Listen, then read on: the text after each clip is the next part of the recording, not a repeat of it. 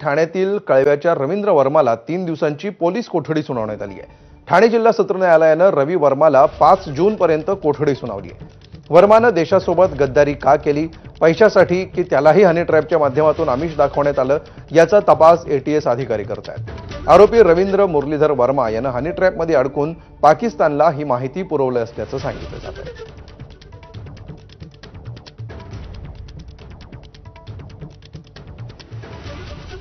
कायदेशीर मार्गाने जाण्यासाठी आपल्याला त्या पीसीला आमचा आरोपी सहकार्य करतोय आणि त्यांनी आत्तापर्यंत सुद्धा नोव्हेंबरपासून पूर्णपणे तपासाला सहकार्य केलेलं आहे आणि आत्ताही तो करतोय।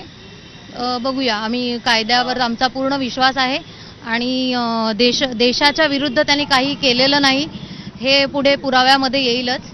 युद्ध नौका वगैरे ह्याच्या ज्या माहित्या आहेत ह्या ऑलरेडी गुगलवर सगळ्या अवेलेबल आहेत आणि पोलिसांनी जो मांडलेला आहे मुद्दा की त्यांनी पुरवलेले आहेत नकाशे वगैरे, तर हे दादांत खोटं आहे।